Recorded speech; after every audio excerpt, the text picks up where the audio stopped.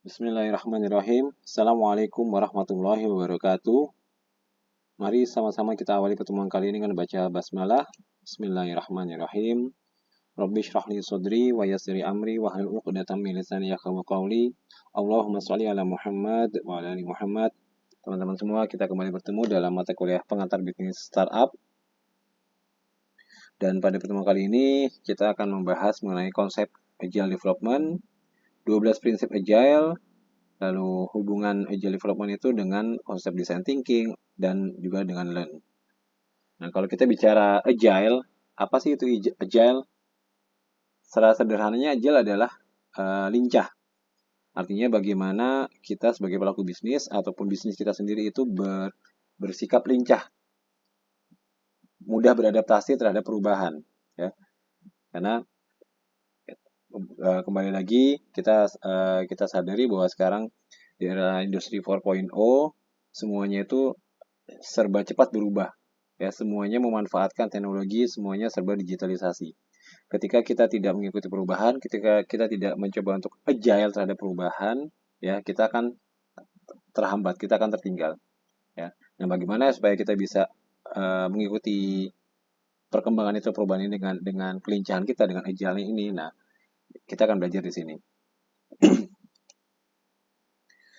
Bahwa framework dari startup ini kembali lagi diingatkan bahwa dalam startup itu framework startup mengedepankan bagaimana proses bekerja dalam menghasilkan produk dan jasa atau keduanya, di mana ada 3 metode yang dipakai, yaitu design thinking, lean startup, dan agile model. Nah, Agile Software Department adalah metodologi pengembangan software yang didasarkan pada proses pengerjaan yang dilakukan berulang, di mana aturan dan solusi yang disepakati dilakukan dengan kolaborasi antar tiap tim secara terorganisir dan terstruktur. Agile Development sendiri merupakan model pengembangan perangkat lunak dalam jangka pendek, kemudian membutuhkan adaptasi yang cepat dalam mengatasi setiap perubahan. Nilai terpenting adalah memungkinkan sebuah tim dalam mengambil keputusan yang cepat, kualitas dan prediksi yang baik, serta memiliki potensi yang baik dalam menangani setiap perubahan. Nah, ini ya. Jadi, dengan adanya Agile Development ini adalah diharapkan kita bisa mengambil keputusan yang cepat, tapi juga dengan kualitas dan dengan prediksi yang baik. Tidak cuma cepat, tapi tidak tepat gitu ya. Artinya sini kualitas dan prediksi yang baik berarti kan tepat ya, sesuai dengan sasarannya. Jadi cepat dan tepat. Nah, dengan adanya Agile Development ini diharapkan segala keputusan yang kita ambil ya, karena kembali lagi perubahan begitu cepat, kita juga harus mengambil keputusan yang cepat tapi juga tepat ya. Serta memiliki potensi yang baik dalam menangani setiap perubahan. Nah, artinya setiap tim ini bisa mengambil keputusan yang cepat, tepat, lalu juga berpotensi, punya potensi yang baik dalam mendukung atau menyikapi perubahan yang terjadi. Nah, ini fungsi dari Agile Development. Ada 12 prinsip Agile, ada 12 prinsip dari Agile. Kita akan coba bahas satu persatu. Ya.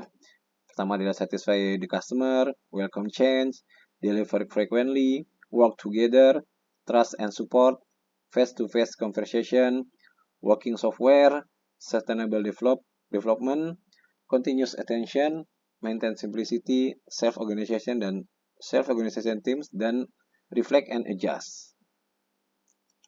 Oke, satisfy your customer. Nah, prioritas utama adalah kepuasan konsumen melalui software yang dirilis dengan cepat dan rutin. Konsumen tentu akan lebih puas karena bisa langsung menikmati software dan perbaikannya dengan cepat pada setiap iterasi. Alih-alih harus menunggu berbulan-bulan atau bertahun-tahun hingga proyek selesai lebih dulu. Lebih menekankan kepuasan pengguna dengan cara merilis produk secara cepat dan bertahap. Nah, di era sekarang ini ya teman-teman, bahwa eranya service itu adalah pelayanan nomor satu, kepuasan pelanggan nomor satu pastinya. Dan pelanggan kan atau customer akan gampang menyampaikan unek-uneknya ya, baik yang hal positif atau negatif itu di sosmed gitu ya. Dari layanan dia bisa komentar, wah aplikasi ini ribet nih, dikasih bintang 1 gitu misalnya, step-stepnya banyak banget gitu ya. Nah, aplikasi saya senang nih, mudah digunakan, simple gitu. Nah, bagaimana ini bisa, prinsip pertama dari Agile adalah satisfy your customer ya. Dan juga jangan terus puas di satu titik gitu ya. Jangan merasa nyaman di zona yang ada gitu ya. Harus terus diupdate. Karena ini ya, menekankan kepuasan pengguna dengan cara merilis produk secara cepat dan bertahap. Artinya bertahap kan, ya teman-teman sering misalnya di aplikasi handphone teman-teman suka ada update versi ya kan, versi 1, lalu update versi 2, versi 3. Nah, itu kan pasti ada, karena seiring berjalannya waktu ada perbaikan-perbaikan. Yang tadinya prosesnya menurut customer itu udah paling sederhana dengan misalnya 5 langkah gitu ya. Oh ternyata kita masih bisa ada adaptasi lagi nih, perubahan, dirubah menjadi 4 langkah misalkan, atau misalkan oh tetap 5 langkah tapi lebih sederhana tampilan gambarnya dalam satu tampilan, customer akan lebih gampang lagi memilih, misalkan seperti itu ya. Intinya adalah bagaimana customer kita itu merasa puas ya, tapi jangan terus ya, ini ya, jangan terus kita menganggap bahwa harus benar-benar project tersebut atau produk tersebut jadi sempurna baru kita luncurkan, nggak juga, tapi ya bertahap. Karena kalau kita nunggu benar-benar sempurna, ya ini butuh waktu yang lama. Dan yang kedua, tidak akan pernah dapat kesempurnaan sebelum kita coba, sebelum kita dapat masukan dari customer kita. Nah, dengan kita munculkan yang standarnya dulu, dari situ ada masukan, terus juga kita ada ide, nah sambil berjalan kita akan rilis kan versi-versi terbarunya. Nah, itulah proses-proses pertama bagaimana bisa memuaskan customer. Prinsip kedua adalah welcome change. Nah, harus terbuka dengan perubahan, ya. Jangan pernah antipati, harus selalu belajar, ya. Jangan merasa sudah balik lagi, jangan merasa sudah di zona nyaman, terus udah tidak mau mengembangkan lagi potensi yang ada dalam diri kita. Ya. Di sini ada terbuka dengan perubahan kebutuhan, bahkan di akhir pengembangan sekalipun. Ya. Agile mendukung perubahan untuk kebaikan konsumen. Perubahan apapun bisa langsung diterapkan kapanpun tanpa melewati proses yang rumit. Alasannya, lebih baik menerapkan perubahan daripada merilis software yang tidak sesuai kebutuhan konsumen. Selalu terbuka menerima perubahan, meskipun berdampak pada keterlambatan dalam mengembangkan produk. Nah, ini memang ada plus minusnya, tapi artinya kita melihat ketika kita terbuka dengan perubahan, berarti suara customer didengar dan kita ada perhatian dengan customer tersebut. Nah, perlahan baru kita mulai melirik ke produk kita, apa yang perlu kita kembangkan.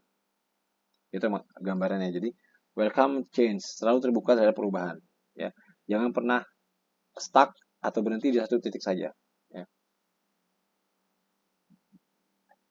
Oke, selanjutnya adalah deliver frequently. Merilis software dengan rutin, mulai dari berapa minggu hingga berapa bulan sekali gitu ya. Akan tetapi lebih cepat lebih baik. Nah, merilis software dengan rutin dan cepat memastikan bahwa software selalu sesuai dengan kebutuhan pasar. Dapat menghasilkan perangkat lunak yang dapat bekerja dengan baik dalam jangka waktu yang relatif pendek. Nah, selain tadi update ya, update apa namanya, softwarenya, tadi ada developmentnya gitu ya, terus juga ada perubahan, tidak antipati terhadap perubahan. Nah, softwarenya ini juga perlu kita update juga ya, kita rilis gitu ya, dan kita update. Dan itu ya continuous gitu, bertahap, misalkan setiap pekan atau setiap bulan gitu ya, supaya tetap terjaga juga, supaya juga layanannya bisa tetap memuaskan customer, terus juga aplikasinya bisa tetap terjaga kebaruannya, ada kebaruannya gitu ya. Oke, prinsip keempat adalah work together. Developer dan bagian bisnis harus bekerja sama setiap hari selama proyek berjalan. Keputusan yang diambil akan lebih baik hasilnya kalau kedua pihak saling memberikan kritik dan saran. Dapat juga menjalin kerjasama yang baik antara pengembang produk dan klien. Nah, kondisi saat ini tidak mungkin, jarang ditemui orang yang bekerja secara sendirian. Semua dibutuhkan teamwork. Even sudah disupport oleh teknologi, ya. Dengan teamwork itu pasti akan lebih mudah semuanya, akan lebih banyak ide-ide yang barunya, ya.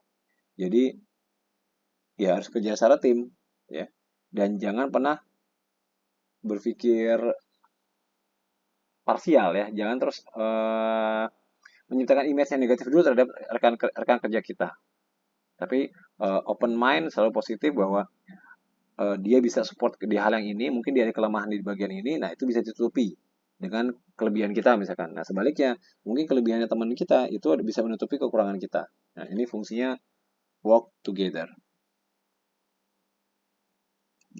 Selanjutnya adalah trust and support. Ciptakan proyek dengan individu yang penuh motivasi. Berikan mereka lingkungan dan support yang dibutuhkan, lalu percayalah mereka akan menyelesaikan pekerjaannya. Tim yang penuh motivasi kemungkinan besar akan sukses dibanding tim yang kurang semangat. Salah satu caranya adalah dengan memberikan kebebasan pada mereka. Nah, kepercayaan dan support. Ya, tadi udah teamwork. Nah, setelah teamworknya sudah ada, berikan kepercayaan dan support. Ya, berikan motivasi. Ya, jangan sekedar ada tim saja tapi tidak pernah berkumpul, tidak pernah memberikan motivasi, tidak pernah memberikan kepercayaan. Ya, akan mandek jadinya. Ya, teman-teman mungkin yang sudah punya usaha, sudah secara kelompok gitu ya, itu kan akan merasakan ya, bagaimana kerja kalau sendiri-sendiri dibandingkan punya kelompok. Ketika punya kelompok, bagaimana ketika bisa saling mensupport satu sama lain, saling mendukung gitu ya. Rasanya lebih nyaman gitu ya. Nah, trust and support. Dalam menjalankan bisnis pun memang intinya memang seperti itu. Bagaimana perusahaan-perusahaan yang startup ini ya, yang diisi generasi masih muda ini, ya mereka kerja secara tim dan juga memberikan support, memberikan kepercayaan dan memberikan motivasi satu sama lain. Prinsip keenam adalah face-to-face conversation. Metode paling efisien dan efektif untuk menyampaikan informasi di tim adalah secara empat mata, ya, komunikasi langsung. Komunikasi secara langsung bisa membangun rasa percaya antar individu dengan lebih cepat. Sebisa mungkin melakukan komunikasi secara langsung karena metode tersebut dinilai lebih efektif untuk menyampaikan informasi. Ya. Jadi dengan komunikasi langsung itu bisa lebih memudahkan dan bisa lebih valid, bisa lebih dirasakan sama si penerima informasi, gitu ya. Ketika kita bicara langsung dua arah. Jadi usahakan ketika dalam jangka bisnis, ya kalau memang ke PPT ya melalui alat komunikasi ya monggo ya. Cuman di sini kan salah prinsip ideal adalah menekankan adanya meeting secara tatap muka langsung, tidak melalui media. Karena di situ lebih mengalir nih ketika kumpul sama-sama, lebih mengalir pembahasannya, permasalahan apa dan idenya apa. Ketimbang kalau dibatasi ya tadi melalui media gitu ya. Terkadang kan ada aja kendalanya ya. Jaringannya putus-putus, yang efeknya misalkan suara jadi terhambat dan lain sebagainya. Tapi kalau tatap muka langsung lebih terbuka semuanya. Ini prinsip ideal keenam adalah face-to-face conversation. Selanjutnya adalah working software. Software yang berfungsi dengan baik merupakan tolak ukur kesuksesan proyek. Tujuan mengembangkan software adalah untuk menghasilkan software tersebut. Maka dari itu, software yang berfungsi adalah tolak ukur terbaik. Kemajuan sebuah proyek IT dinilai dari perangkat lunak yang dapat bekerja dengan baik. Ya. Nah, softwarenya juga perlu di-maintain nih. Ya. Software perlu di-maintain sehingga jadi bisa mensupport untuk bisnis teman-teman. Selanjutnya adalah sustainable development. Agile mendukung pengembangan yang berkelanjutan, sehingga semua pihak harus menjaga pace yang sama. Tim harus menjalankan iterasi dengan rutin hingga proyek selesai, sehingga tidak boleh ada anggota tim yang menghambat iterasi. Pengembangan perangkat lunak yang berkelanjutan dengan dukungan dari berbagai pihak seperti pengguna, klien, dan developer. Sustainable development, ya, pengembangan yang berkelanjutan. Jadi ini harus terus, ya tadi continuous ya, harus terus berjalan terus, berkembang terus gitu ya. Udah sampai di titik ini, makanya kan di awal tadi kita sempat bilang misalnya ada beberapa aplikasi yang dia ada maintenance juga dulu gitu ya, karena akan pindah versi, ada versi terbaru. Nah, ini bentuk dari tadi sustainable development tadi, pengembangan terus menerus. Yang arahnya adalah pasti pengembangannya untuk yang arah yang lebih baik, bisa proses lebih simpel atau tampilan lebih menarik, gitu ya, macam-macam. Tapi jelas adalah sustainable development ini adalah untuk tadi di poin pertama mendukung kenyamanan dari customer, kepuasan dari customer.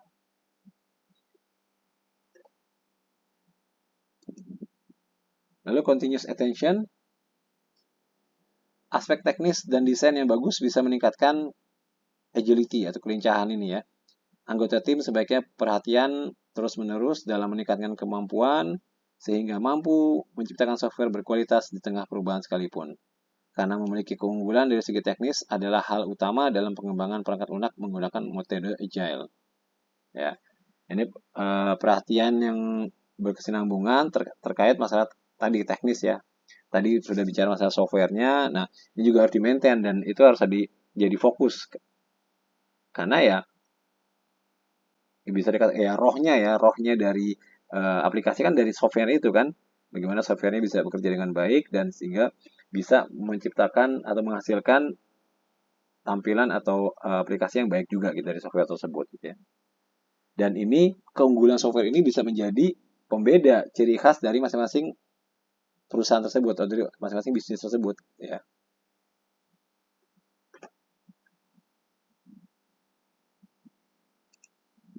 Oke, maintenance simplicity. Pentingnya kesederhanaan untuk meminimalisir pekerjaan yang tidak perlu. Tim sebaiknya menghindari mempersulit diri sendiri atau melakukan pekerjaan yang tidak sesuai dengan kebutuhan konsumen. Kesederhanaan adalah poin utama dalam agile development untuk memaksimalkan sumber daya yang ada. Simple ya tadi. Bagaimana aplikasinya itu terlihat simple, terlihat mudah untuk digunakan. Jadi maintain simplicity. Bagaimana kita mengolah suatu aplikasi itu yang terlihat memang ya simple, paling gampang digunakan gitu ya. Ya contoh aplikasi apa misalnya yang teman-teman gunakan? E-banking ya. Teman-teman udah bisa membandingkan misalnya pakai e-banking A prosesnya seperti ini, e-banking B proses seperti ini. Nah, teman-teman bisa membandingkan kan? Oh, pakai yang e-banking ini lebih simpel ya gitu ya. Atau misalnya untuk pesan tiket ya pakai aplikasi ini seperti ini, aplikasi ini seperti ini prosesnya. Nah, teman-teman bisa membandingkan lebih gampang yang ini nih gitu ya, lebih simpel. Nah, teman-teman bisa menilai seperti itu kan. Nah, bagaimana bisnis teman-teman melakukan ini, maintain simplicity, ciptakan proses yang sesederhana mungkin ya, paling simpel.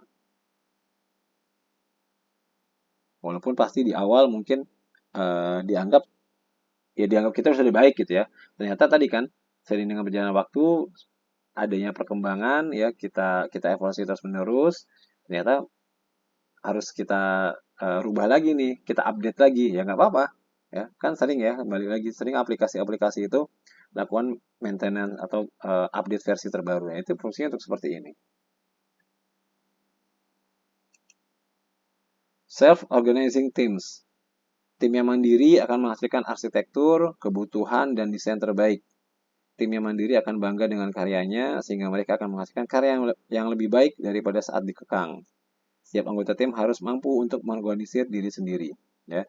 Bagaimana bisa mengorganize diri sendiri dalam tim tersebut. Jadi bagaimana kita bisa mengontrol diri kita bahwa kita bagian dari tim dan kita bisa saling mengisi, saling mensupport, ya. Saling memberikan motivasi tadi ya, trust dan support ya dalam kelompok. Nah, bagaimana kita sebagai individu kita menjadi bagian dari tim, jangan malah kita menjadi hanya jadi kayak pelengkap saja, tapi kita memang harus terlibat gitu. Buktikan bahwa memang kita punya potensi, kita dipilih bagian dari tim karena kita punya potensi, sehingga kita bisa saling mengisi, kita bisa saling memberi kepercayaan, kita juga bisa saling support, saling motivasi, dan saling mengingatkan juga. Ini fungsi dari self-organizing teams. Terakhir adalah reflect and adjust. Sesering mungkin tim harus memikirkan cara untuk menjadi lebih efektif, lalu menerapkannya dengan baik. Pengembangan diri bagi anggota tim juga penting sebab bisa meningkatkan efisiensi dan kualitas software. Melakukan refleksi secara berkala mengenai cara bekerja yang lebih efektif dan menyesuaikannya.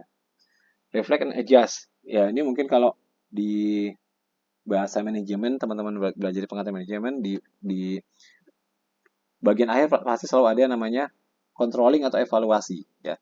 Nah, disinilah kita merefleksikan dan mengadjust. Kita mengevaluasi kinerja kita pribadi ataupun tim kita. Fungsinya untuk apa? Supaya kalaupun ternyata ada kelalaian atau sudah agak menyimpang, bisa segera diluruskan, bisa segera diperbaiki. Nah, yang sudah baik bisa kita jaga, bisa kita maintain supaya tetap di posisi baik tersebut, ya. Dan arahnya adalah untuk pengembangan juga. yang sudah baik bisa dikembangkan. Dan kuncinya adalah meningkatkan efisiensi serta kualitas dari software tersebut ya.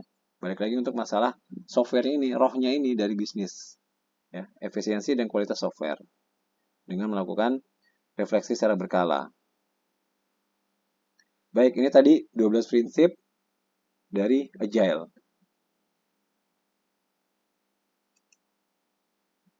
Nah, kalau kita gambarkan ya dari framework startup, ada design thinking, ada learn startup, dan di sini ada Agile.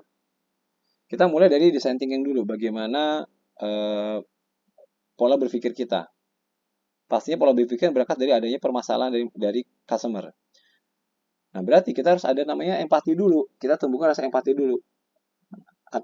Contohnya gimana? Misalkan kita melihat nih di kalau di pertemuan-pertemuan sebelumnya kita sempat bilang kan untuk menciptakan suatu ide bisnis itu bisa dari internal ya, bisa dari eksternal ya kan. Dari internal ya dari hobi kita gitu ya. Dari kebiasaan kita. Kalau dari eksternal ya apa yang kita lihat, apa yang kita cium mungkin gitu ya. Nah, misalnya kita melihat nih di rumah kita gitu ya, oh orang sering lalu lalang gitu ya. Kadang dia kepanasan, mungkin capek gitu, dia butuh minum gitu. Kan berarti ada empati di kita kan. Oh, coba dia saya jualan minum misalkan, minum dan makanan kecil. Nah, itu akhirnya muncul ide itu kan dari empati ini kita definisikan, akhirnya muncul ide. Ya. Konkretnya adalah dari empati, lalu ini kita jabarkan dan muncul ide. Ini kan sifatnya abstrak ya dalam pikiran kita. Nah, ini dari pola pikirnya seperti itu. Lalu mulai ke learn startup-nya. Kita mulai belajar. Dari belajar, kita bangun bisnisnya dan bisa terukur, bisnisnya bisa diukur. Baru masuk ke Agile. Kalau Agile sudah arahnya adalah customer solution. Di sini adalah permasalahan yang dihadapi customer. Customer ini bukan berarti dia tuh pembeli kita, tapi artinya masyarakat secara umum ya. Ada masalah apa sih kira-kira? Ada kendala apa di masyarakat? Oh, depan rumah saya orang sering lalu lalang, butuh minum, mungkin butuh cemilan gitu ya. Nah, di sini kita sudah memberikan solusi melalui Agile ini. Dan bagaimana kita bisa artinya melalui Agile kita bisa lincah, bisa fleksibel ya, sehingga memberikan solusi buat customer kita. Ini gambaran grafiknya dari design thinking, learn, dan Agile ini.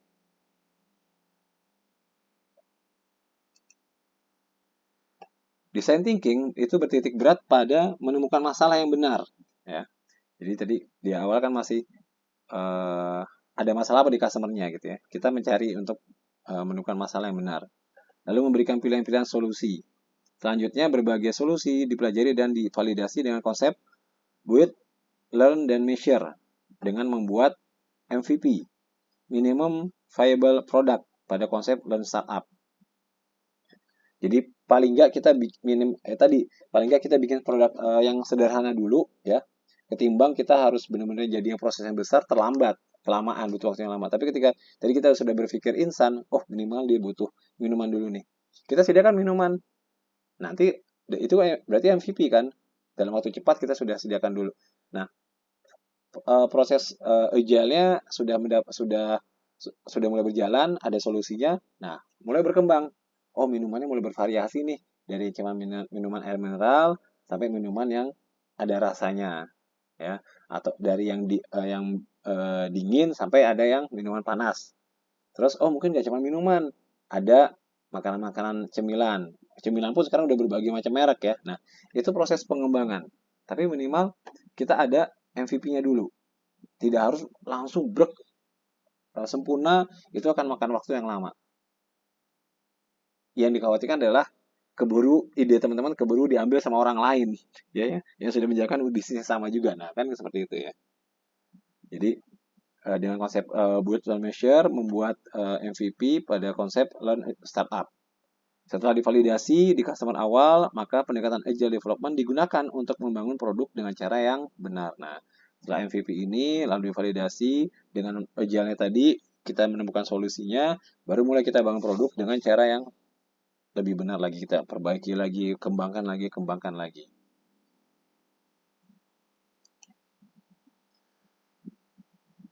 Nah, ini gambaran ini ya, dari learn mindset, design thinking, dan agile mindset. Ya. Bahwa dalam agile mindset itu ada namanya, maaf, dari design thinking ya. Di awal kita melahirkan visi ya.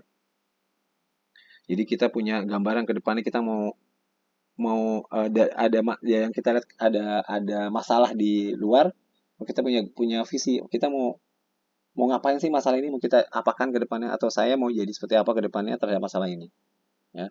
Muncullah di sini ide possible solution ya, explore problem dan opportunity, lalu muncul ide ya. Setelah itu strateginya apa? Set a course dan define actionable strategi ya. Didefinisikan strategi yang strategi yang nyatanya, ditunjukkan strategi nyatanya, baru kita land mindset. Lalu organisasinya align to purpose. Lalu di sini ada act to learn dan value based portfolio management, mulai dikontrol dari organisasinya. Terakhir adalah solution delivery, evolutionary design, dan adapt to change ya. Desain evolusinya, perubahan-perubahannya, dan kita harus beradaptasi dengan perubahan itu sendiri. Ini terkait agile mindset-nya. Terakhir ada situ.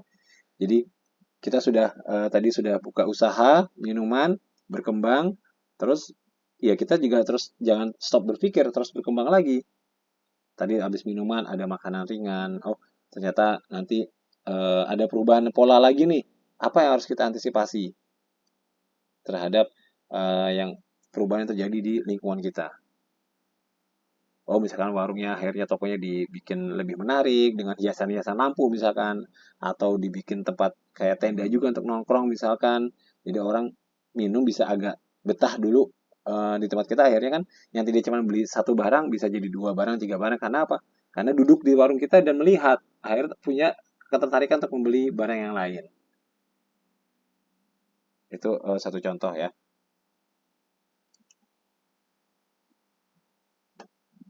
Yang terpenting dari semuanya adalah mindset dan praktek kerja ini tentang bekerja sama dan mencapai hasil bersama. Ya. Belajar adalah bekerja tim, dan kolaborasi adalah kunci jika kita akan menemukan jalan ke tempat yang kita inginkan.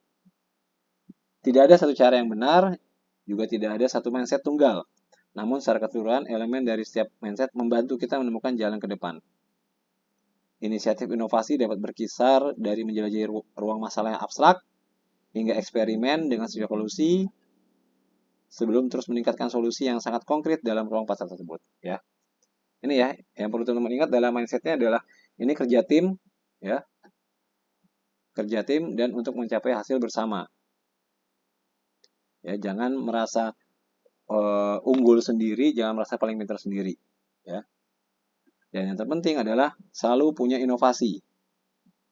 Berangkat dari masalah yang abstrak artinya yang tidak terlihat ya, yang ada cuma dalam bayangan kita ya. Kita pikirkan, kita punya ide apa, terus kita eksperimenkan dengan kumpulkan berbagai ide atau solusi itu sendiri gitu ya. Dari masalah yang abstrak tadi, kita punya berbagai ide untuk solusinya seperti apa ya.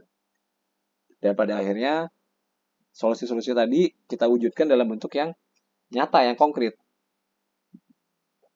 ya, di masyarakat tersebut atau di pasar tersebut. Oke, demikian materi untuk hari ini. Insya Allah bisa bermanfaat buat kita semuanya, bisa menjadi amal jariah buat kita semuanya, bisa kita amalkan baik untuk kita pribadi maupun untuk lingkungan sekitar kita. Mohon maaf jika ada kesalahan ataupun kekurangan dalam penyampaian materi ini. Kesempurnaan hanya milik Allah Subhanahu wa taala. Marilah kita selalu saling mendoakan agar kita selalu diberi kesehatan, keberkahan, kemudahan, dan kelancaran. Kita akhiri pertemuan kali ini dengan baca hamdalah. Alhamdulillahirabbil alamin. Barakallahu fiik.